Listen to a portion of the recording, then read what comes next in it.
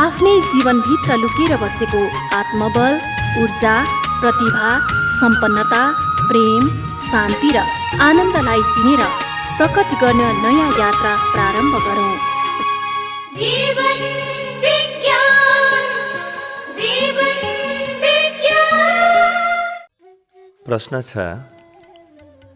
के ध्यान गर्न, ईश्वर प्राप्त गर्न, घर परिवार इत्यादि छोड्न, जिम्मेवारी छोड्न, फरक भेष धारण गर्न आवश्यक छ त? यो प्रश्न सनातन प्रश्न हो। मनुष्यले लामो समयदेखि यो प्रश्नसँग जुझ्ने, यो प्रश्नसँग कसरत गर्ने काम गरिरहेको छ।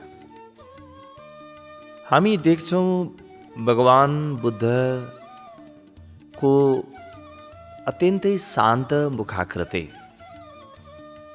हामी सुन्छौँ कि भगवान कृष्णको हातमा सतत बाँसुरी थियो। हामी यो पनि सुन्दछौँ कि भगवान रामको आनन्दको कुनै सीमा थिएन। र हामीलाई अत्यन्तै लोभ लाग्छ, मनुष्यलाई लोभ लाग्छ, किनभने यी बिरला मनुष्यहरूले आम मनुष्यको हृदयमा बडो गहिरो लोभ उत्पन्न गरिदिएका छन्।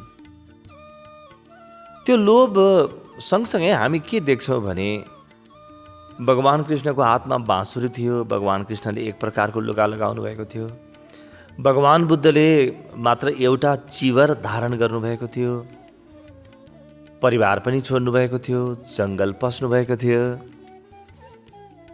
भगवान रामका पनि आफ्ना प्रकारका कथा छन्, सबै गुरुहरूका आफ्नो प्रकारका कथा छन्। र हामीले बिस्तारै उहाँहरूको चेतना कसरी परिवर्तन भयो, के कारणले चेतनामा परिवर्तन आयो, चेतनामा परिवर्तन आउनको लागि परिवार छोड्नु माध्यम बन्यो कि गृह त्याग्नु माध्यम बन्यो कि जिम्मेवारीलाई त्याग गर्नु माध्यम बन्यो कि लुगा फेर्नु, फरक प्रकारका वस्त्र धारण गर्नु, फरक कलेवरमा पेश हुनु माध्यम बन्यो कि अरू केही यी महापुरुषहरूले गरे, यी व्यक्तिले गरे, त्यतातिर हाम्रो ध्यान पटकै जाँदैन। भगवान बुद्ध, मीराबाई, खप्तर बाबा इत्यादिले गृह त्याग गरेको कारणले, परिवार छोडेको कारणले आफ्नो परम आनन्दमा र ईश्वरीय सत्तामा प्रवेश गरेका हुन् कि फरक प्रकारको वस्त्र धारण गरेका कारणले प्रवेश गरेका हुन्, यस विषयमा हाम्रो चिन्तन कहिल्यै पनि गएन। र यी जम्मै व्यक्तिहरूलाई हामीले हेऱ्यौँ। आजसम्मको मनुष्यको इतिहासमा जुन विरल व्यक्तिहरू भए, यी व्यक्तिहरूलाई हामीले हेऱ्यौँ, यिनका कुराहरू पढ्यौँ, यिनको जीवन कहानीहरू पढ्यौँ हामीले भने हामीलाई के थाहा हुन्छ भने यिनीहरू अत्यन्तै गहिरो ध्यान र प्रेमको अग्निबाट आफूलाई कञ्चन बनाए। एउटा गहिरो सत्सङ्गको माध्यमबाट, गहिरो प्रार्थनाले भरिएको जीवनको माध्यमबाट आत्मिक रूपान्तरणको बाटो रोजे। तर त्यो बाटो त बडो अप्ठ्यारो लाग्छ, बडो दुर्गम्य लाग्छ। भगवान बुद्ध जस्तो साधना गर्न को रुचाउँछ र? भगवान कृष्ण जस्तो त्यो साहस, त्यो हिम्मत गर्न को रुचाउँछ? मीराबाईको जस्तो त्यो त्याग गर्न, खप्तर बाबाको जस्तो त्यो कल्पना गर्न नसकिने त्याग गर्न कसले रुचाउँछ र? त्यो ध्यान गर्न, त्यो आफ्नो जीवनलाई चेतनाको परम अग्निमा समर्पित गर्न कसले रुचाउँछ? त्यो बाटो त हामीलाई बडो अप्ठ्यारो लाग्छ। त्यसकारणले हामीले अत्यन्तै सजिलो बाटो रोजेको। हामीले के रोज्यौँ? लुगा फेरिदिए धार्मिक हुन्छ, फरक प्रकारको टीका लगाए धार्मिक हुन्छ। हेर्नुहोस्, फरक प्रकारको माला लगाए धार्मिक हुन्छ, कसैले दीक्षा दिए धार्मिक हुन्छ, कुनै विशेष सम्प्रदायभित्र छिरे धार्मिक हुन्छ, घर छोडे धार्मिक हुन्छ, परिवार छोडे धार्मिक हुन्छ, इत्यादि अत्यन्तै सजिला कुराहरू बुझ्यौँ जुन तत्काल तुरुन्त गर्न सकिन्छ। मैले अहिले जुन भेष धारण गरेको छु, मैले मेरो दारीलाई केही दिन मर्मत सम्भार गरिनँ, मेरो दारीलाई मैले काटिनँ भने केही महिना 2 महिनामा सजिलोसँग देखिने गरी दारी पलाउँछन्, केस पनि हुन्छन् र मेरो काया पनि फरक प्रकारको हुन्छ। मैले टीका तत्काल नयाँ प्रकारको लाउन सक्छु, माला लगाउन मलाई कसैले रोक्न सक्दैन, हातमा कमण्डलु इत्यादि धारण गर्न सक्छु, म जुन रङको वस्त्र लगाउनु पर्यो त्यही वस्त्र लगाउन सक्छु, अनि विभूत इत्यादि भस्म इत्यादि जति पनि दल्नुपर्छ त्यो पनि म दल्न सक्छु। त्यसको लागि के चाहिन्छ? महिना 2 महिनाको नौटङ्की चाहिन्छ, त्यो बाहेक त केही चाहिँदैन। सानो एउटा परिश्रमले मेरो हुलिया तत्काल परिवर्तन हुन्छ। अब यो सजिलो बाटो हामी सबैले रोज्यौँ। हामीले चेतनाको रूपान्तरणको बाटो रोजेनौँ। हामीले मात्र कलेवरको रूपान्तरण, बाहिरी आवरण परिवर्तनलाई हामीले चेतनाको परिवर्तन हो, चेतनाको रूपान्तरण हो भन्ने बुझौँ। र यहाँनिर सबैभन्दा ठुलो गल्ती भयो। अब मैले घर परिवार छोडेँ भने मलाई धार्मिक हुन मद्दत हुन्छ, जिम्मेवारी छोडेँ भने धार्मिक हुन मद्दत हुन्छ, कुनै प्रकारको माला लिएँ भने, माला धारण गरेँ भने धार्मिक हुन मद्दत पुग्छ भन्नुमा त केही सत्यता होला, थोरै मात्र भए पनि सत्यता होला। तर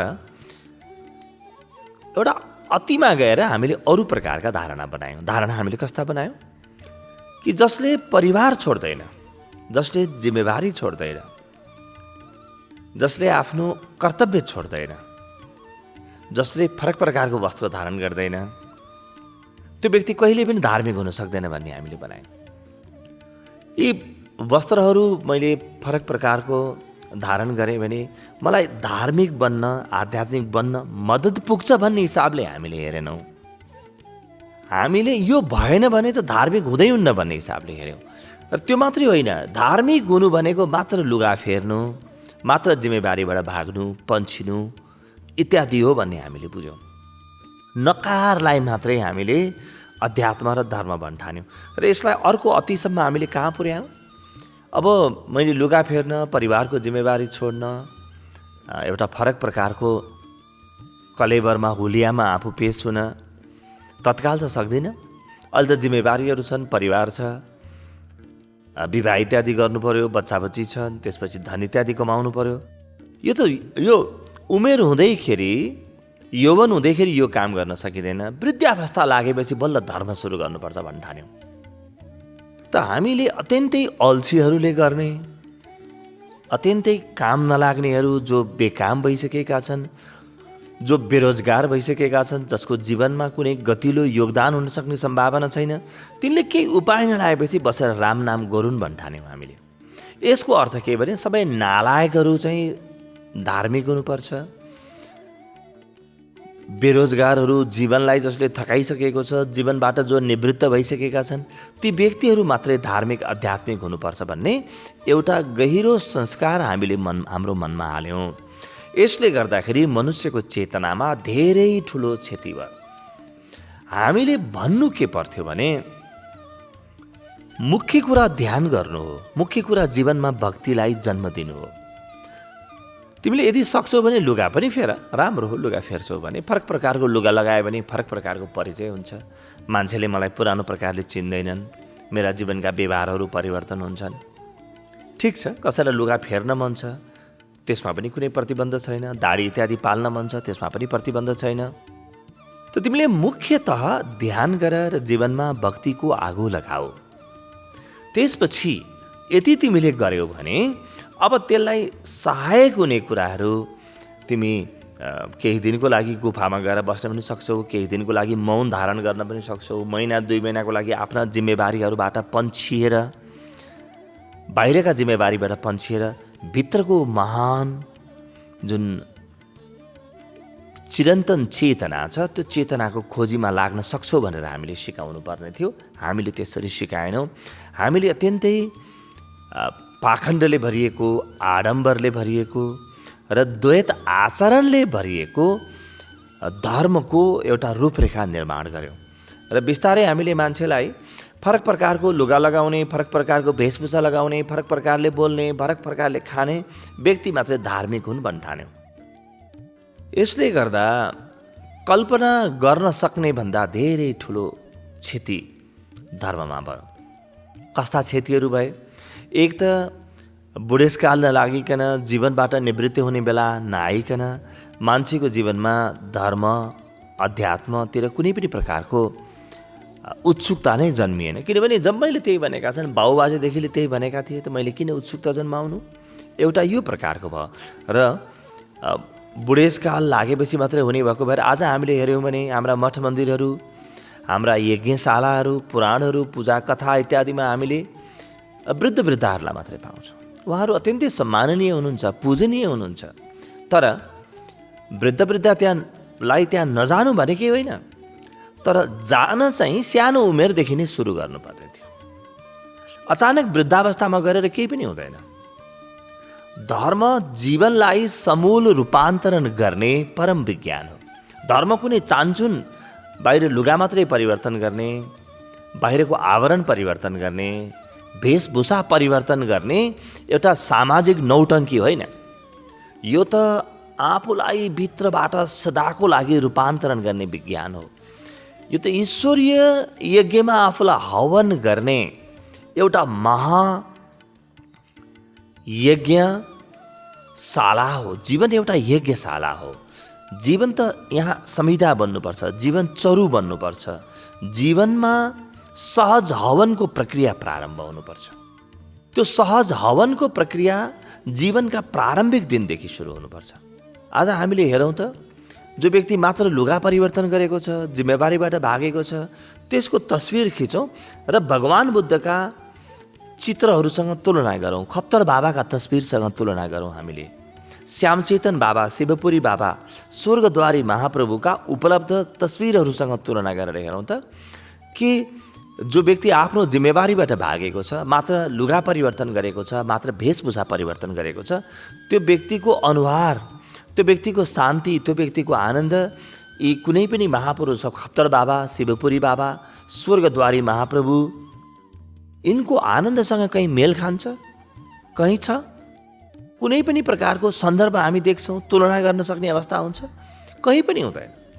त्यसकारणले बाहिरको परिवर्तनतिर ध्यान दिँदाखेरि हामी जीवनको मूल पाठबाट अलग हुन्छौँ। यो त कस्तो हो भने, मैले विद्यार्थीहरूलाई कक्षामा बोलाएँ, मैले भने कि आऊ तिमीहरू पढ्न, अध्ययन गर्न।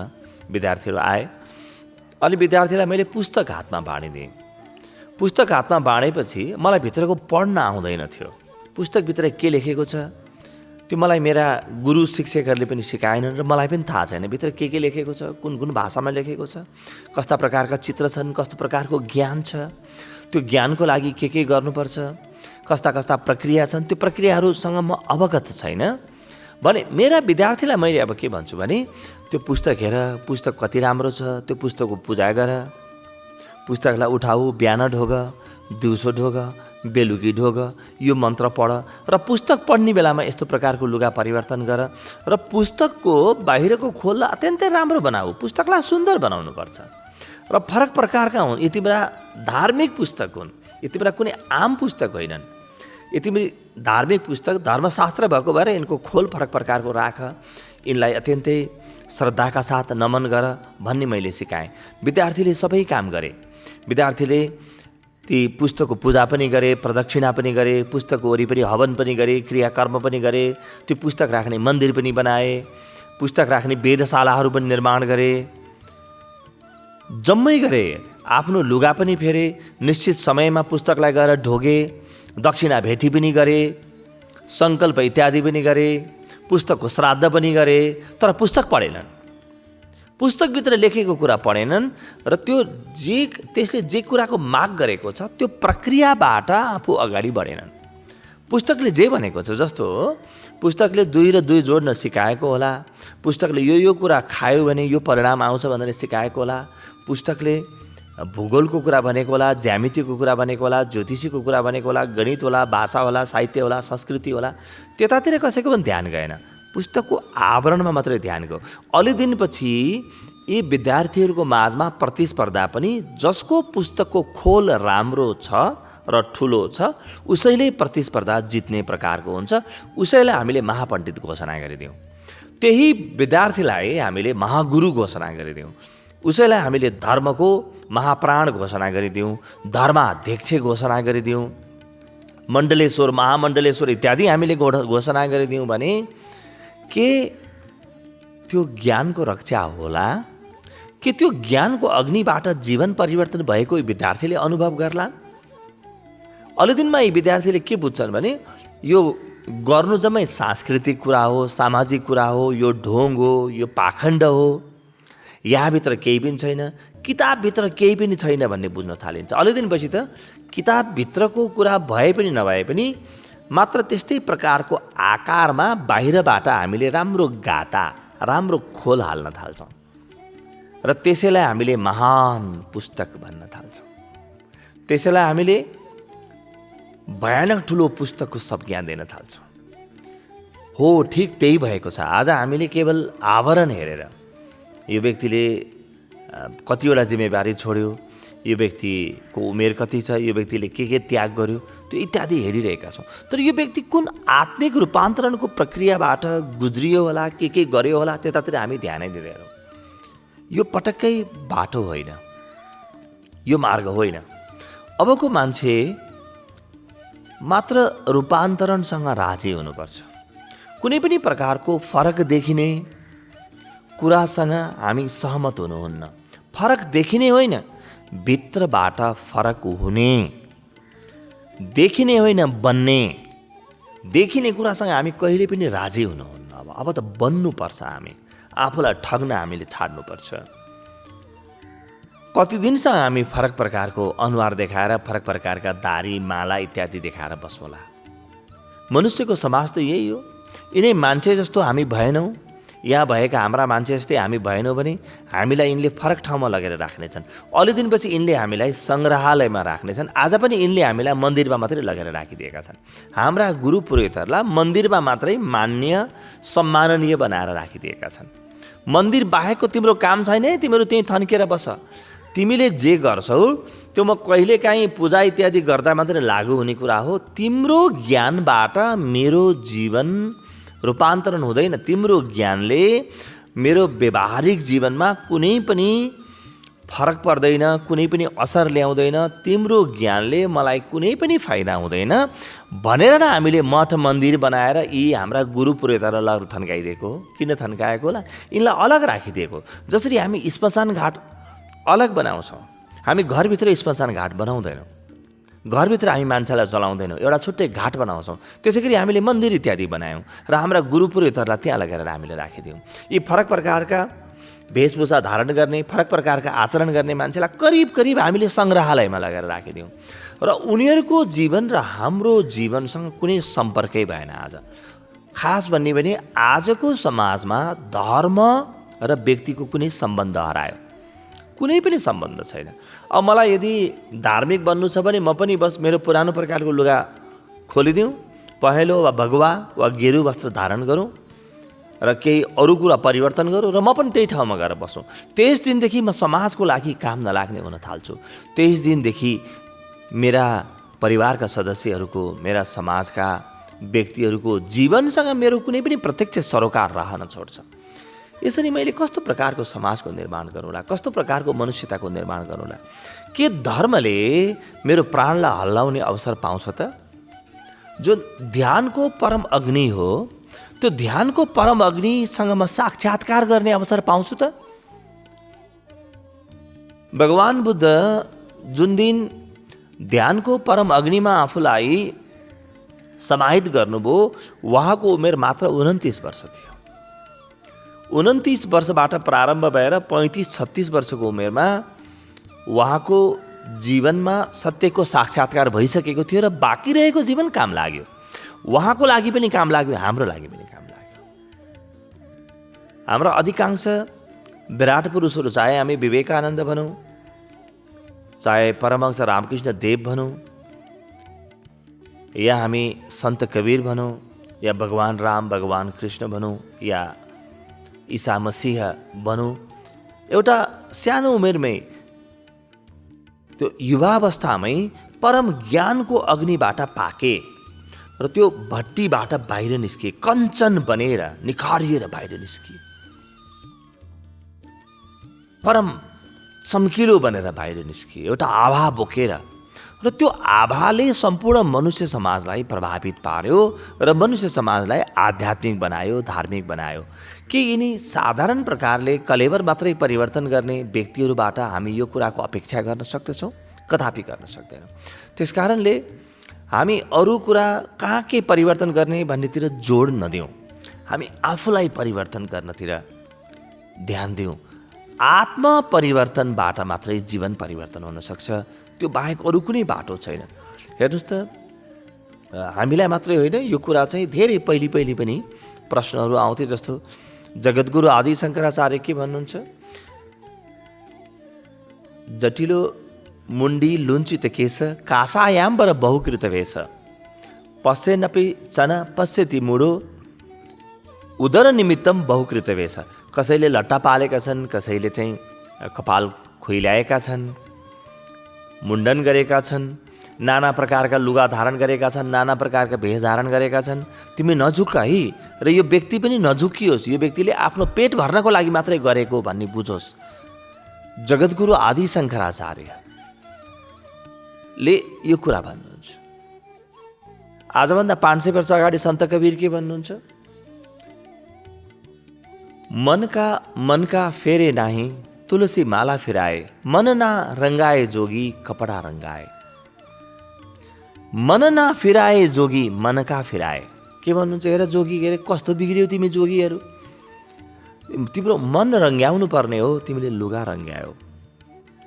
तिमीले मनलाई माला बनाउनु पर्ने हो, मनले सदा राम रामको जाप गरोस् त्यस्तो प्रकारको माला बनाउनु पर्ने हो। तिमीले त्यसको प्रतिस्थापनमा तुलसीको माला घुमाइदियो। तुलसीको माला घुमेर के गर्ने? मन त जस्ताको जस्तै छ, मन त फेरिएन कहीँ पनि। र तिमीले के गर्यौ कि मन 84 ठाउँमा घुमेको घुमै छ र तिमी आफू चुपचाप बसेर माला घुमाइरहेका छौ, मालासँगै मन 84 ठाउँमा घुमिरहेको छ। तिमी चाहिँ 84 लाख योनि तरिरहेको छु भन्ने भ्रममा बाँच्यौ। यस्ता कुरा सन्त कबीरले गर्नुभयो। हामीले वेदमा हेऱ्यौँ भने पनि यस्तै कुरा पाउँछौँ, महाभारतमा हेऱ्यौँ भने यस्तै कुरा पाउँछौँ। यो हजारौँ वर्षदेखि अल्छीहरूको जमात सदा छ। अल्छीहरूको, पाखण्डीहरूको, जो मेहनत गर्न चाहँदैन, जो धर्मको बाटोमा साधना गर्न चाहँदैन, तपस्या गर्न चाहँदैन, सस्तो लोकप्रियता आर्जन गर्न जो चाहन्छ, सस्तोमा मेरो केही भइहालोस्, लुगा परिवर्तन गर्दैमा, माला परिवर्तन गर्दैमा म केही महान बनिहालौँ भन्ने प्रकारको जुन सोच छ, त्यो सोच धेरै पुरानो रहेछ। धेरै लामो समयदेखि यो सोच हाबी रहेछ। यो हामीले जताततै देख्न पाउँछौँ। तर अब आज त हाम्रो अगाडि सबै ज्ञानहरू उपलब्ध छन्। यी जम्मै व्यक्तिहरूको जीवन कथा हाम्रो अगाडि उपलब्ध छ। अब हामी यो मिथ्याबाट, यो झुटबाट आफूलाई प्रभावित पार्न दिनुहुन्न। हामी अब सत्यको बाटो रोज्नुपर्छ। हामी अब ज्ञानको, आत्मरूपान्तरणको बाटो रोज्नुपर्छ। आज हो प्रारम्भ गर्ने। हेर्नुहोस् त, एकपटक मलाई ध्यान लाग्यो, एकपटक मभित्र भक्तिको किरण उत्रियो भने पुरै जीवन सुखी र आनन्दले सुखी हुन्छ र आनन्दले भरिपूर्ण हुन्छ। मेरो हरेक कृत्य परिवर्तन हुन्छ। मेरो अनुहार मात्रै परिवर्तन हुँदैन, मेरो आत्मा पनि परिवर्तन हुन्छ। मेरो खाने, पिउने, सुत्ने, उठ्ने हरेक कुरा परिवर्तन हुन्छ। त यो आत्मा परिवर्तनको आगो सानो बच्चालाई चाहिन्छ कि चाहिँदैन? युवालाई चाहिन्छ कि चाहिँदैन? कि आवरण परिवर्तन गर्ने एउटा सामान्य प्रक्रिया मात्रै चाहिने हो? यस्तो गलत प्रकारको विचारहरू हामीले त्याग्नुपर्छ। सानो ध्यानको किरणले पनि मेरा जीवनका सारा दुःखहरू जलाएर भस्म पारिदिन्छ। सानो एउटा प्रयासले पनि जीवन सतत आनन्दले भरिपूर्ण हुन थाल्छ। धर्मको एउटा सानो धुन पनि मभित्र बज्न थाल्यो भने त्यो धुनले मेरा सारा तनावहरू, चिन्ताहरू, अशान्तिलाई जलाएर भस्म बनाइदिन्छ। त अब भन्नुहोस्, यो धर्म, यो ध्यान, यो भक्ति, यो प्रेम, यो तपस्या मैले आज प्रारम्भ गर्ने कि अरू कुनै दिनको प्रतीक्षामा बस्ने, मैले बाहिर मात्रै परिवर्तन गर्ने कि आफूभित्रबाट सतत परिवर्तन गर्ने, यो निर्णय गर्ने जिम्मा फेरि हाम्रो हातमा आएको छ।